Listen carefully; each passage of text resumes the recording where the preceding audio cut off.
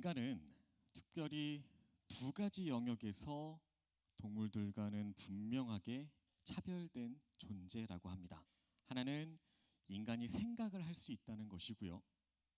두 번째는 기도할 수 있다는 것입니다.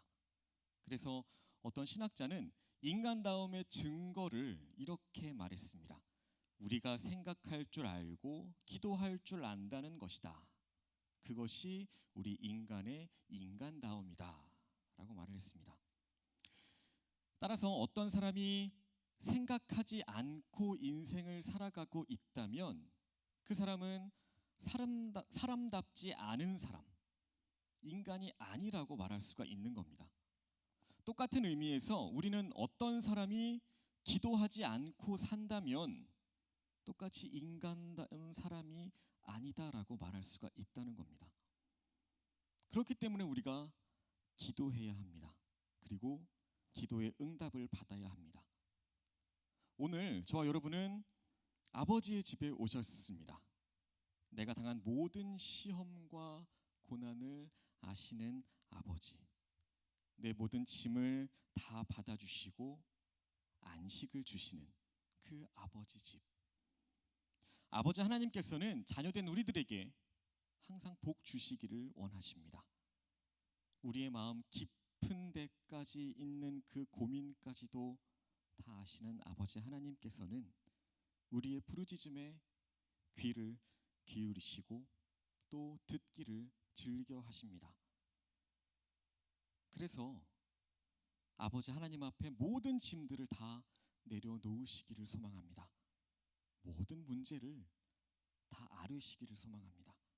그래서 오늘 이 시간 저와 여러분들의 기도가 응답을 받는 역사가 일어나기를 예수님의 이름으로 축복합니다. 그리고 그 응답을 받은 감격을 가지고 여러분의 삶의 현장으로 다시 돌아가셔서 날마다 승리하는 멋진 삶을 살아가시기를 축복합니다. 세상에서는 그 사람의 능력을 가지고 그 사람을 평가합니다. 이전에는 회사에 들어가서 오래 다니면 그만큼 또 월급이 올라갔습니다. 또 그만큼 대우와 대접을 받았습니다. 하지만 지금은 어떤가요? 한 회사를 오래 다닌다고 해서 대접을 받거나 월급을 더 올려주지 않습니다. 그 사람이 얼마나 능력이 있느냐에 따라서 월급을 더 주고 더 대접해 주는 그런 세상입니다. 오늘과 같은 그런 경쟁 사회 속에서 능력이 없는 사람은 살아갈 수 없습니다. 다른 사람보다 건강한 것도 능력입니다. 다른 사람들보다 돈을 더 잘 버는 것도 능력이고요. 다른 사람들보다 더 많이 알고 있는 것도 능력입니다. 하지만 우리가 건강의 능력, 또 돈을 버는 능력, 지적인 능력, 또 모든 능력 등의 이야기는 수차례 합니다. 하지만 정작 우리가 가장 주목해야 할 영적인 능력에 대해서는 너무나도 소홀히 하고 있다는 것입니다. 인간은 영적인 존재입니다. 따라서 우리들에게도 정도의 차이는 있을지 몰라도 영적인 능력이 있다는 것입니다. 돈을 버는 능력이 있으면 많은 돈을 벌 수 있습니다. 건강의 능력이 있으면 건강하게 세상을 더 오래 살아갈 수 있습니다. 이렇게 영적인 능력이 있어야 우리가 인생을 행복하게 살아갈 수 있다는 것입니다. 우리의 행복과 불행을 결정짓는 요소가 무엇일까요? 그것이 바로 영적인 능력이라는 것입니다.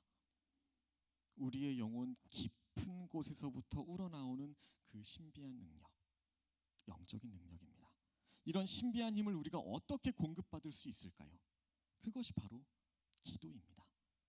우리가 기도할 때에 능력의 사람이 되는 것입니다. 기도할 때 사랑할 수 없는 사람도 우리가 사랑할 수 있게 되고요. 불가능하던 것도 가능케 됩니다. 영적인 능력이 없는 사람이 어떻게 원수까지 사랑할 수 있을까요? 영적인 능력이 있는 사람은 세상 사람들의 그 한계를 뛰어넘을 수 있다는 것입니다. 영적인 능력이 있는 사람은 꿈을 꿉니다. 일반적으로 우리가 알고 있는 꿈은 내가 앞으로 어떻게 될 거고 또 내가 앞으로 무언가를 할 거다 이렇게 생각을 합니다. 그런데 우리는 그걸 뛰어넘는 꿈을 꾸어야 한다는 겁니다. 우리의 꿈은 모든 인류를 위한 것이어야 합니다. 나를, 내 자신을, 내 개인적인 것을 넘어서는 꿈이어야 합니다. 역사의 그 지평을 꿰뚫는 그런 아름다운 꿈이어야 합니다. 이런 꿈은 영적인 능력이 있는 사람만이 꿀 수 있다는 것입니다. 그런가 하면 영적인 능력, 이것은 사람을 감동시킬 수 있는 힘이기도 합니다. 사람을 행복하게 해주기도 합니다. 이런 경험들을 다 해보셨을 겁니다. 누군가가 내 옆에 있을 때 그 사람만 옆에 있다면 가슴이 두근거립니다. 어떨 땐 막 정신을 못 차리게 좋기도 하고요. 또 흥분하게 됩니다. 그 사람만 내 옆에 있으면 내 기분이 아무리 좋지 않더라도 행복해집니다. 즐거워지고요. 사는 맛이 납니다. 어떤 사람일까요? 영적인 능력이 있는 사람입니다. 우리 눈에는 보이지 않지만 그 사람의 영혼으로부터 솟아나오는 그 말할 수 없는 힘이 사람들의 가슴을 요동치게 한다는 것입니다. 그의 마음을 변화시킨다는 것입니다. 이런 사람은 영적인 능력이 있는 사람입니다. 생긴 것은 비록 보잘것없고 또 호감 가는 얼굴이 아닐지라 할지라도 그 사람이 옆에 있으면 마치 폭탄이 옆에 있는 것처럼 모든 것이 바뀌고 변화되는 그런 기적이 일어납니다. 저 여러분들 모두가 꿈을 꾸며 그렇게 변화를 일으키는 그런 영적인 능력을 가진 그런 사람들이 되시기를 축복합니다. 우리가 영적인 능력의 소유자가 되기 위해서는 어떻게 해야 할까요? 기도해야 합니다. 무한한 능력의 공급자이신 그런 하나님께 끝까지 끊임없이 기도해야 합니다. 그렇게 그분으로부터 능력을 공급받아야 합니다. 사람들 사이에서 말을 많이 하면 어떻게 되나요? 실수합니다. 수다쟁이라고 하죠. 말이 많은 사람은 시끄럽습니다. 또 더 나아가서는 덕을 이루지 못합니다. 상처를 주고 넘어지게 합니다. 상대를 실족하게 합니다. 하지만 그 대상이 사람이 아니라 하나님이라면요. 하나님 앞에서 우리가 말을 많이 한다면 우리는 능력자가 됩니다. 더 겸손해지고요. 더 덕을 이룰 수 있게 됩니다. 실족하게 만드는 것이 아니라 넘어진 사람을 일으켜 줄 수 있습니다. 저 여러분 모두가 하나님 앞에서 말을 많이 하는 사람이 되시길 소망합니다. 어느 날 예수님의 제자들이 예수님께서 기도하시는 모습을 보았습니다. 그리고 기도하고 일어서시는 주님에게서 어떤 거룩한 또 신비로운 그런 감정을 느꼈을 것 같습니다. 기도하고 일어나시는 예수님을 보면서 제자들에게도 기도에 대한 궁금증이 또 기도에 대한 갈증이 생겨나기 시작했습니다. 나도 예수님처럼 기도하고 싶다. 그런 간절한 욕망이 생겨나기 시작했습니다. 그래서 예수님께 기도를 가르쳐 달라라고 요청합니다. 그런데 제자들이 예수님을 통해서 본 것은 기도만이 아니었습니다. 공생의 기간 동안 함께 하면서 예수님께서 수많은 사람들 앞에서 말씀을 전하시는 것도 보았습니다. 수많은 기적들을 일으키시는 것도 보았습니다. 병자를 고치시고 심지어 죽은 자를 살리시는 모습도 직접 보았습니다. 그럼에도 불구하고 제자들은 예수님, 저희에게 설교를 가르쳐 주세요. 기적을 일으키는 방법을 가르쳐 주세요라고, 또 병자들을 고치는 방법을 가르쳐 주세요라고 요청하지 않았습니다. 예수님께 그들이 배운 것은 기도하는 방법이었습니다. 왜일까요? 제자들은 기도만이 예수님의 삶을 지탱하고 있는 그 핵심적인 요소임을 보았기 때문입니다. 예수님께서 그런 위대한 설교들을 하시기 전에, 또 병자들을 고치시기 전에, 또 무언가 이적을 행하시기 전에 반드시 하늘을 우러러 하나님 앞에 기도하신 후에 그 위대하신 능력들을 행하시는 것을 제자들이 보았기 때문입니다. 한마디로 말해서 기도가 예수님의 그 능력의 원천인 것을 보았다는 겁니다. 그렇기 때문에 그들은 예수님께 기도를 배우게 됩니다. 그리스도인의 삶에 있어서 기도보다 더 중요한 것이 있을까요? 그럼에도 불구하고 수많은 그리스도인들이 불행하게도 기도하지 않습니다. 기도를 하긴 하지만 기도에 대한 잘못된 생각들을 가지고 있는 사람들이 너무나도 많이 있습니다. 어떤 사람들은 그냥 흔히 말하는 그런 도깨비 방망이처럼 자기가 원하는 것을 다 받는 것이 기도라고 생각합니다. 어떤 사람들은 기도를 급한 일이 생겼을 때 응급상자처럼 그렇게 여기기도 합니다. 건물마다 소화기가 있죠. 그 소화기 밑에 보면 응급시에만 사용하라는 말이 있습니다. 기도를 그렇게 생각한다는 것입니다. 내게 위급한 일이 닥쳤을 때 그럴 때에만 하나님께 무릎 꿇고 하는 것. 하지만 기도는 그런 것이 아닙니다. 오늘 우리는 주님께서 가르쳐 주신 그 주기도문 속에서 나타난 기도의 의미를 함께 살펴보고자 합니다. 기도가 무엇일까요? 첫 번째로 기도라는 것은 하나님의 임재를 구하는 것입니다. 주기도문의 시작을 어떻게 하나요? 하늘에 계신 우리 아버지여. 하나님이신 우리 아버지를 부르는 것으로 이 기도가 시작이 됩니다. 어떤 글에서 본 내용인데요. 한 청년이 혼자 독백을 하는 장면이었습니다. 제목이 주기도문입니다. 혼자서 이제 시작합니다. 하늘에 계신 우리 아버지여. 그러니까 옆에서 마이크로 이제 스피커로 녹음된 목소리가 들립니다. 하나님 역할인 것 같아요. 왜 불러? 대답을 하니까 청년이 이렇게 대답합니다. 아이, 나 지금 주기도문 하고 있어요. 방해하지 마세요. 다시 소리가 들립니다. 너 나 부르지 않았어? 끊겼으니까 다시 할게요. 하늘에 계신 우리 아버지요. 너 나 또 불렀니? 아이, 주기도문 하는데 왜 자꾸 방해하십니까? 그럼 네가 하는 주기도문은, 네가 하는 기도는 정말로 나를 부르는 게 아니구나. 여러분들은 어떠신가요? 주기도문 하실 때 어떤 생각으로, 어떤 마음으로 하시나요?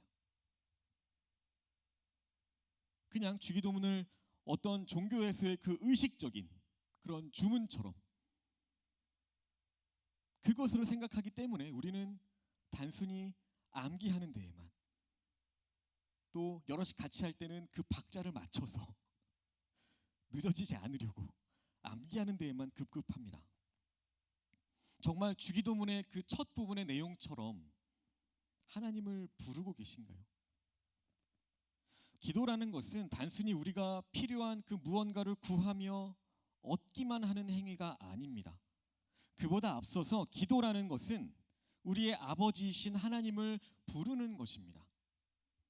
아버지 하나님께서 우리의 삶의 현장에 임재해 주시기를 바라면서 하나님을 부르는 것입니다. 그리고 우리가 하나님을 진지하게 불렀고 하나님께서 살아 계신다면 우리의 기도에 응답하시고 그분이 우리에게 다가오시고 우리를 만나 주시고 우리는 그분과의 만남 속에서 그분과의 대화 속에 들어가는 것입니다. 이것이 기도의 본질적인 경험이라는 것입니다. 그렇다면 왜 우리가 제대로 된 기도 생활을 하지 못할까요? 나름대로 다 원인이 있을 겁니다. 그런데 아마도 중요한 것은 우리의 조급함 때문일지도 모르겠습니다. 어쩌면 그것은 지금 우리 시대의 시대적인 영향 때문이라도 볼 수 있을 겁니다. 우리의 문화가 자꾸만 우리를 조급하게 만들어가고 있다는 것입니다. 기도하는 시간, 따로 시간을 내서 아니면 교회에 나와서 기도하는 시간을 아까운 시간, 시간 낭비 이렇게 생각한다는 것입니다. 문화가 너무나도 빠르게 변화갑니다. 빠르게 변화되지 못하면 살아남을 수 없는 시대에 우리가 살아가고 있습니다. 마우스로 클릭 한 번만 하면 내가 원하는 정보들이 다 튀어나와야 합니다. 그런데 지금은 컴퓨터가 있는 집에까지 가서 그 컴퓨터를 켤 수 있는 시간조차 기다릴 수 없습니다. 그렇기 때문에 스마트폰이 나왔죠. 우리의 기준에서는 기도라는 것도 내가 말을 한 그 즉시 응답이 와야 한다라고 생각합니다. 그런데 정작 기도해 보면 어떤가요? 응답은 결코 바로 오지 않습니다. 그러니까 정말 하나님이 살아계실까?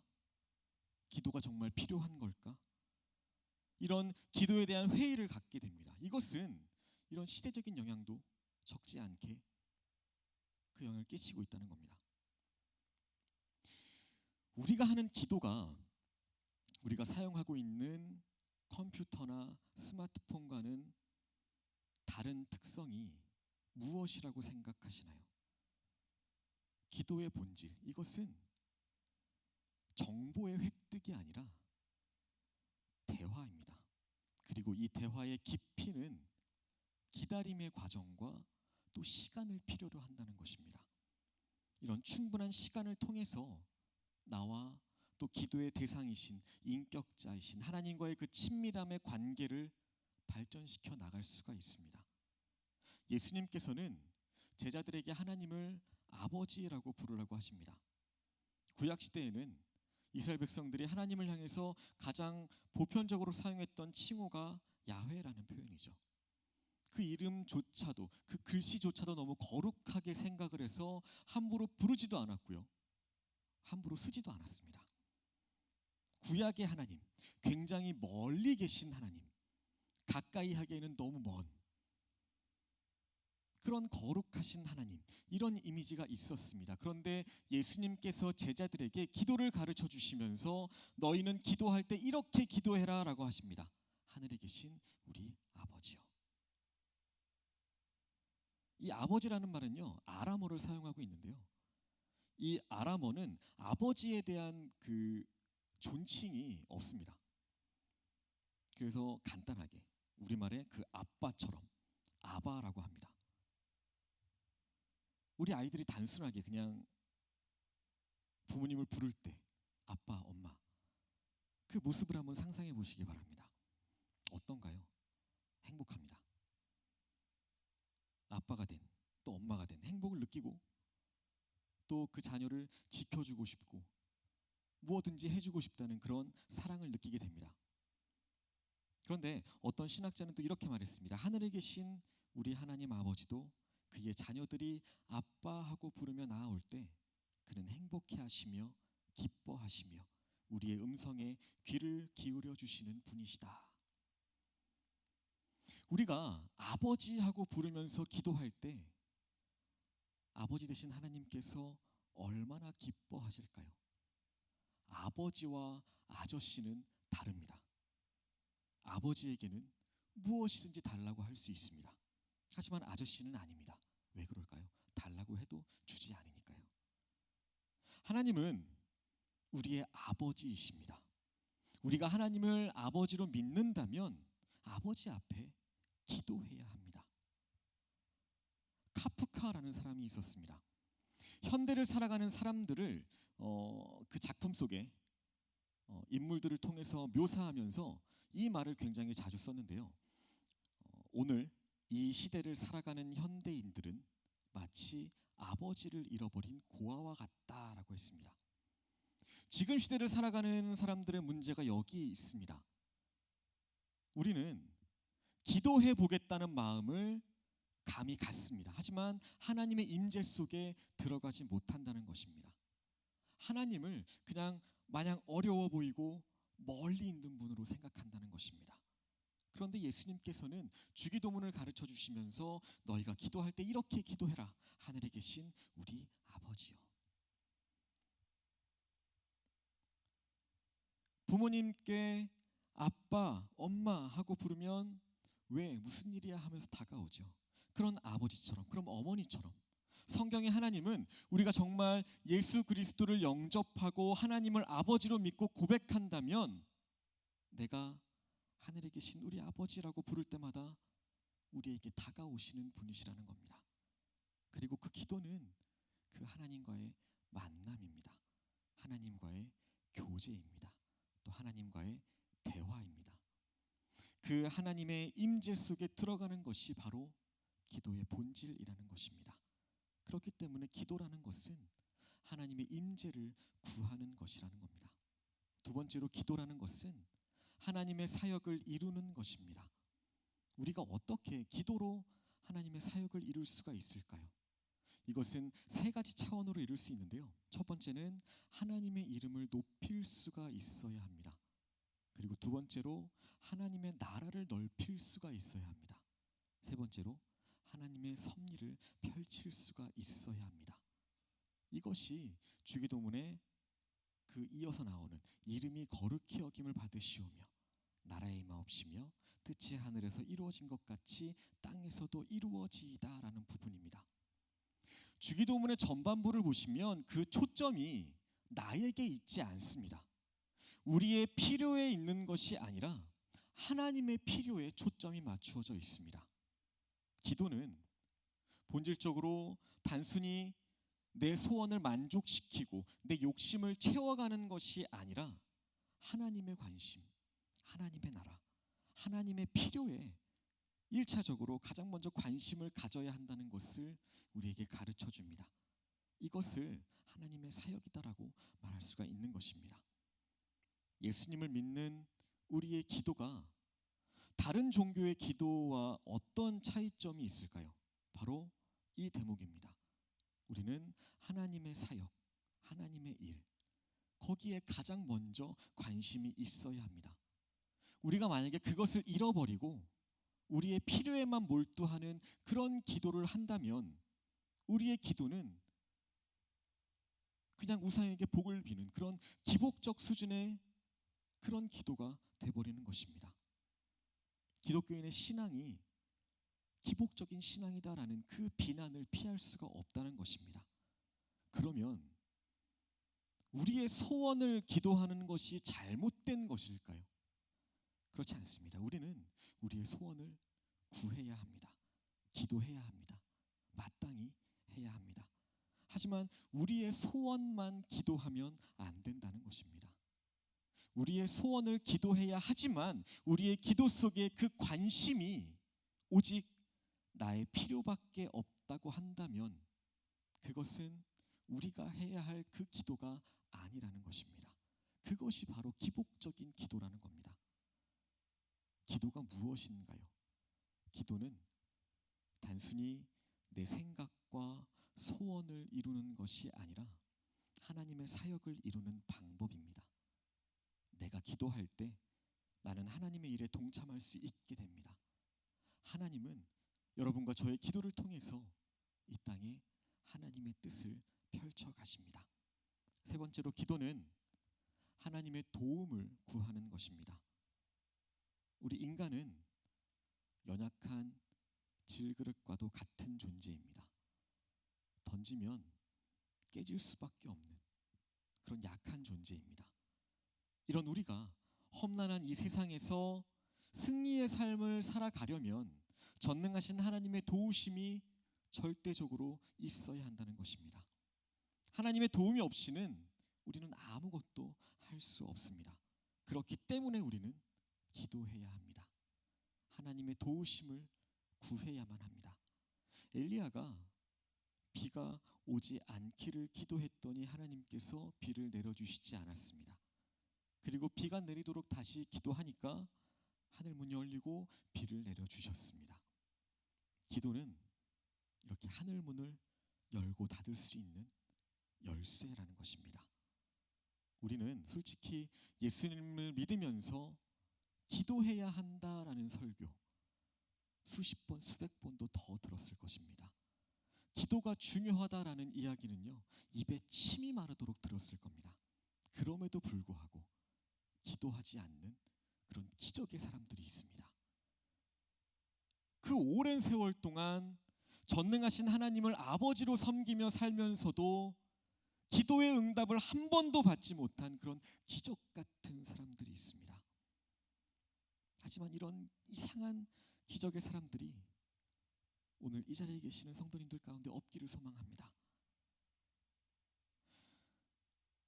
불이 더 잘 붙고 잘 타기 위해서는 산소가 필요합니다.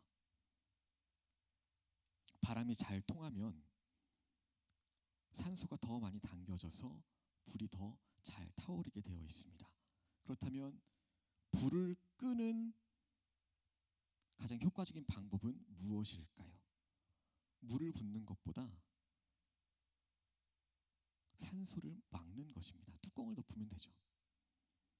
아무리 불이 강하고 잘 타고 있더라도 산소가 없으면 불이 꺼집니다. 이렇듯이 우리가 아무리 건강하고 뛰어나도 기도하지 않으면 영적으로 죽어버리는 것입니다. 영적인 건강, 영적인 힘은 기도에 있습니다. 교회에 와서 은혜만 받고 기도는 하지 않고 그냥 나가면 안 된다는 것입니다. 우리 몸에도 산소가 부족하면 부작용이 생깁니다. 그런데 성경에서는 기도를 호흡이라고 말합니다. 여러분들의 삶이 정말 성령으로 불타는 그렇게 활활 타오르기를 원하신다면 기도하시기를 소망합니다. 하나님이신 예수님께서도 기도하셨습니다. 땀이 핏방울이 되도록 기도하셨습니다. 기도 없이는 아무 일도 할 수 없다는 것을 몸소 직접 우리에게 보여주셨습니다. 하물며 연약한 우리들은 어떻게 해야 맞는 걸까요? 기도 없이는 아무 일도 할 수 없습니다. 기도 없이는 우리가 행복할 수 없습니다. 기도 없이는 우리의 사업을 잘 경영할 수도 없고요. 우리와 다른 사람들과의 그런 관계도 결코 아름다워질 수 없습니다. 내가 원하고 내가 하려고 하는 것, 그 어느 것 하나도 기도 없이는 제대로 되는 것이 없음을 우리가 알아야 합니다. 개인도 그렇고 가정도 그렇고 교회와 국가와 민족도 그렇습니다. 여러분들에게 이루고 싶은 일들이 있으신가요? 원하고 바라시는 일들이 있으신가요? 그렇다면 기도하시기를 소망합니다. 우리의 삶에 왜 문제가 끊이지 않고 찾아오는 걸까요? 왜 우리의 삶에는 걱정과 근심과 괴로움이 연속해서 찾아올까요? 왜 모든 인생의 어려운 일들이 우리를 이렇게도 괴롭히는 걸까요? 왜 우리에게 실패가 있을까요? 왜 우리의 뜻대로 인생이 사라지지 않는 걸까요? 기도의 문제입니다. 기도가 없기 때문입니다. 기도가 없으니 내 안에, 내 삶 안에 능력이 나타나지 않는 것입니다. 기도하지 않고 산다는 것이 얼마나 인생에 대해서 위태로운 것인가, 그것을 우리는 알아야 합니다. 우리가 기도 없이 산다는 것은 하나님의 도움을 거절하고 인생을 살아간다는 것을 의미합니다. 그렇기 때문에 하나님의 도우심을 구하기 위해서 기도해야 합니다. 하나님의 능력을 힘입고 그렇게 능력 있는 삶을 살아가야 합니다. 능력이 없는 삶은 너무나도 초라할 것입니다.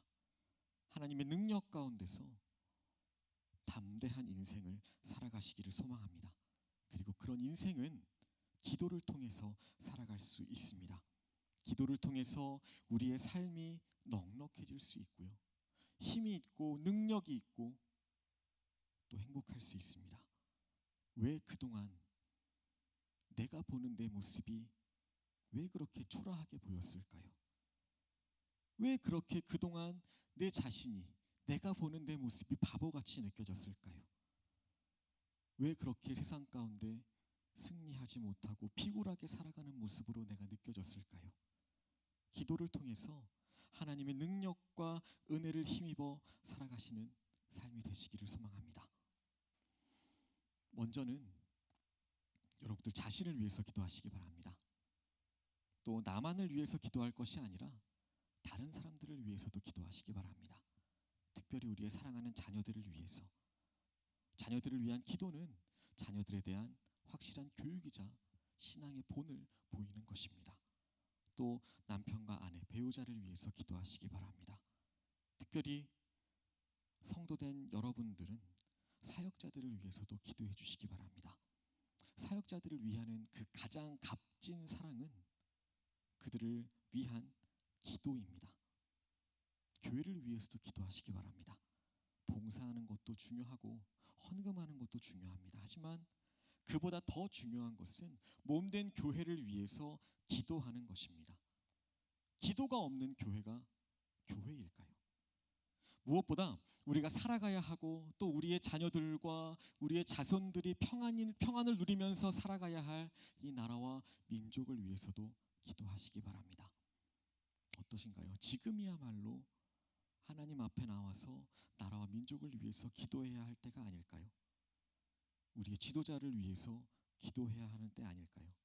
하나님을 경외하는 지도자들이 나와서 이 땅에 하나님의 공의가 일어나도록 함께 기도하시길 소망합니다. 결론입니다. 지금은 기도해야 할 때입니다. 기도의 제목을 가지고 기도의 제목이 있으시다면 교회로 오시기 바랍니다. 피곤함과 또 쏟아지는 잠 다 뿌리치시고 하나님의 전으로 나오시기를 소망합니다. 서로를 격려하며 또 함께 기도하러 나오시길 바랍니다. 우리의 영적인 그 무능력함을 깨워야 합니다. 함께 기도로 나아가시는 저와 여러분들 되시기를 예수님의 이름으로 소망하고 축복합니다.